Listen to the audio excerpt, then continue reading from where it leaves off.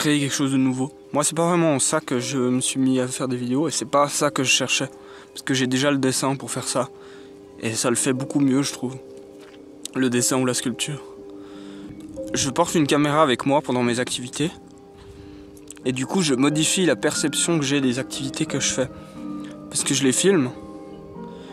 Et du coup, ça donne beaucoup plus d'importance à ce que je fais par le fait que c'est filmé. Ça pousse à l'accomplissement de choses. C'est pas des grandes choses, mais le fait de faire un film devient un moteur pour aller dehors, pour s'amuser, pour raconter des choses.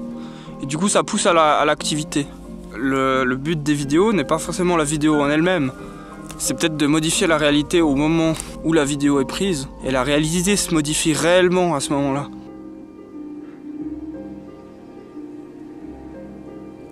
Pourquoi est-ce que les journalistes à la télévision, ils sont pas élus par le peuple?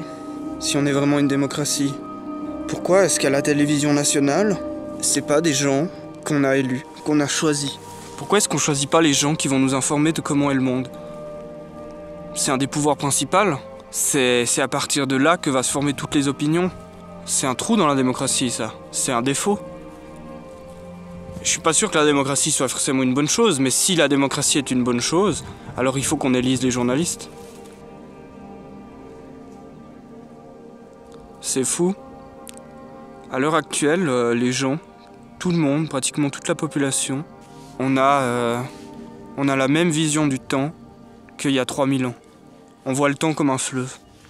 Alors que les sciences modernes nous démontrent que c'est pas un fleuve, que c'est pas quelque chose qui s'écoule comme ça. Mais on a tous la vision du fleuve. Et c'est une vision qui date d'il y a au moins 3000 ans, même peut-être plus. C'est assez fou.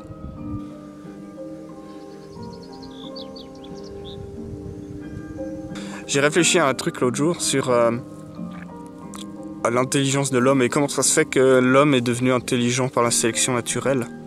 L'animal, notre ancêtre, a eu comme facteur déterminant, comme facteur de sélection naturelle, l'intelligence.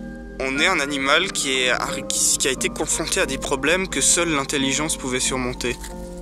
Alors je sais pas quels ont été ces problèmes, mais si on avait si la nature, s'il y avait eu un autre moyen de surmonter ces problèmes, par exemple le moyen ça aurait été de courir vite ou bien de voir très bien, eh ben on aurait développé notre vue ou notre vitesse.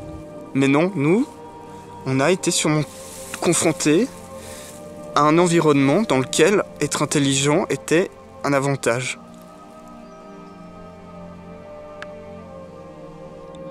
On est en fait, nous, corps humains, un ensemble de plein de... J'allais dire d'animaux, mais le terme scientifique n'est pas juste. On est un ensemble de plein d'êtres vivants. On fonctionne en symbiose avec d'autres êtres vivants. Mais à l'intérieur de nous-mêmes, notre flore intestinale, tout notre fonctionnement, on ne pourrait pas vivre sans autres êtres vivants à l'intérieur de nous. Et on appelle ça quand même, on considère que c'est quand même nous-mêmes. Ça veut dire que si un être vivant est essentiel à notre existence, en tout cas dans notre corps, on considère que c'est nous en fait. Notre intestin, on considère que c'est nous. Tout ça, on considère que c'est nous.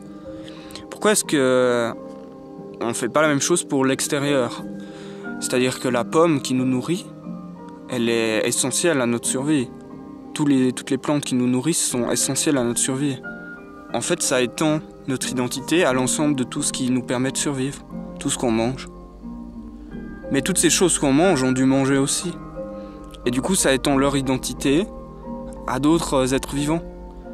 Et finalement, vu que tout forme une boucle et un cycle, ça étend notre identité à l'ensemble des êtres vivants du monde. Du coup, en fait, on est juste l'illusion d'une identité sur un amas d'êtres vivants, alors qu'en fait, on est beaucoup plus que ça. C'est-à-dire que cet amas, je sais pas pourquoi il y a eu l'identité qui s'est posée sur cet amas-là, sur ce regroupement d'êtres vivants, et pas sur un regroupement plus large. Et peut-être que s'il y a une identité posée sur l'ensemble des êtres vivants, je sais pas, hein, mais peut-être que si, comme moi, là, j'ai une identité, je suis un ensemble d'êtres vivants et j'ai une identité, peut-être que l'ensemble de tous les êtres vivants forment une identité.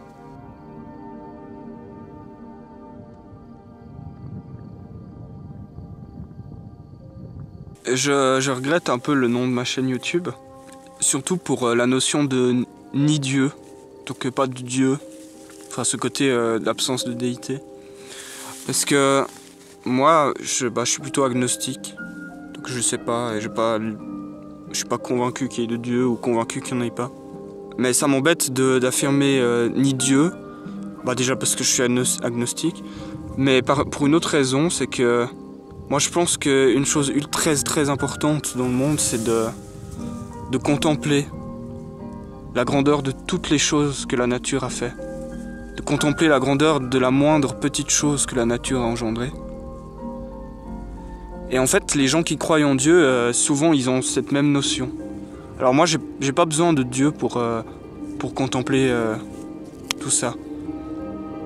Mais en fait je trouve que c'est une bonne chose si les gens croient en Dieu et que ça engendre cet effet, qu'ils admirent la grandeur du monde et la beauté du monde. Du coup je regrette un peu d'attaquer l'idée de Dieu, si c'est ce que l'idée de Dieu engendre.